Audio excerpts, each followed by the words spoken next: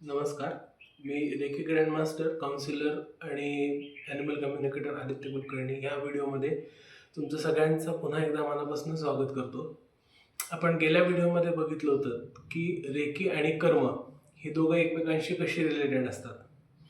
तर आज ह्या व्हिडिओमध्ये आपण बघणार आहोत की रेकीच्या उपचारामधून जे कार्मिक ब्लॉकेजेस निर्माण होतात त्याच्यातनं आपण बायपास कसं करू शकतो. तर एक नेहमी लक्षात ठेवायचं हिलर म्हणून, जोपर्यंत समोरची व्यक्ती किंवा समोरचा प्राणी तुम्हाला आपणहून रेकीची मागणी करत नाही, तोपर्यंत सुमोटो कुठलीही क्रिया करणं हे रेकीमध्ये अपेक्षित नाही आहे. ज्या वेळेला समोरचा व्यक्ती हा आपणहून तुमच्याकडे मदत मागतो की माझं अमुक अमुक प्रकारचं सफरिंग आहे आणि ह्यातनं मला मदत कर, आणि त्यावेळेला तुम्ही जेव्हा त्याची मदत करता त्यावेळेला जे मी गेल्या व्हिडिओमध्ये म्हटलं होतं की तुम्ही ते कर्म कुठल्या पर्स्पेक्टिव्हमध्ये करता, ही गोष्ट इथे साध्य होती. म्हणजे काय की ज्या वेळेला एखादी व्यक्ती तुम्हाला सांगते की मला मदत कर माझ्या सफरिंगमधनं बाहेर पडण्यासाठी, तर त्यावेळेला ॲज अ हिलर म्हणून तुम्ही ज्या वेळेला त्याला मदत करता त्यावेळेला तुम्ही तुमचं कर्म करत असता. बरोबर आहे. कर्माची व्याख्या म्हणजे काय की एखाद्या ठराविक परिस्थितीमध्ये तुम्ही तुमचे शब्द आणि तुमच्या ॲक्शन्स रिॲक्शन्स कशा वापरता ह्याचं एकत्रीकरण म्हणजे कर्म आहे. ज्या वेळेला समोरची व्यक्ती तुम्हाला सांगते की मला माझ्या सफरिंगमधून मदत कर, ह्याचा अर्थ एक असा होतो की त्याच्या कर्मामध्ये ते तुम्हाला इन्व्हिटेशन देत आहेत. आता हे इन्व्हिटेशन दिलेलं तुम्ही ॲक्सेप्ट करायचं की रिजेक्ट करायचं हा तुमचा कॉल असू शकतो.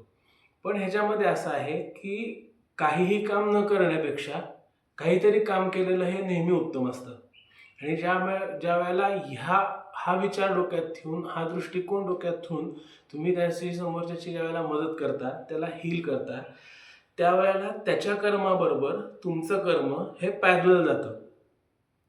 म्हणजे दोन कर्म पॅरलल जाणं आणि दुसऱ्याचं कर्म तुमच्या कर्माला अटॅच होणं, ह्या दोन्ही संपूर्णपणे वेगळ्या गोष्टी आहेत. त्याच्यामुळे ज्या वेळेला तुम्ही कर्म तुमचं पॅरलली घेऊन जाल त्यावेळेला त्याचं कर्मही पॅरलली जाईल आणि तुमचं कर्मही पॅरलली जाईल. म्हणजे मॉरल ऑफ द स्टोरी काय की सफरिंगचं एंड तुम्ही न बदलता त्याची मदत करता. म्हणजे त्याचे ब्लॉकेजेस जेव्हा त्याच्या मार्गाने जात असतील त्यावेळेला तुम्ही तुमच्या कर्माने जात राहणार आहे. म्हणजे ह्या दोन गोष्टी ज्या वेळेला पॅरलली जातात त्यावेळेला जे सफरिंग असतं किंवा त्यातनं जे ब्लॉकेजेस असतात ते ॲटोमॅटिकली नल अँड वॉइड होत जातात. म्हणजे ज्या वेळेला तुम्ही तुमचं कर्म ह्या पर्स्पेक्टिव्ह डोळ्यासमोर ठेवून करता त्यावेळेला हे ब्लॉकेजेस काही वेळेला संपूर्णपणे निघून जातात किंवा काही वेळेला अवॉइड करता येतात. त्याच्यामुळं ह्याचं एक सुंदर उदाहरण आपण बघणार आहोत, पण ते सुद्धा पुढच्या व्हिडिओमध्ये. तर हा व्हिडिओ तुम्हाला जर का आवडला असेल आणि हा व्हिडिओ जर का तुम्ही फेसबुकला बघत असाल तर पेज नक्की लाईक करा. हा व्हिडिओ तुम्ही यूट्यूबला बघत असाल आणि असेच व्हिडिओ तुम्हाला जर का भविष्यामध्ये बघायचे असतील तर बेल आयकॉन प्रेस करा आणि माझा चॅनल सबस्क्राईब करा. आपण भेटूया एक सुंदर उदाहरणासह पुढच्या व्हिडिओमध्ये. तोपर्यंत मस्त खा, स्वस्त राहा. नमस्कार.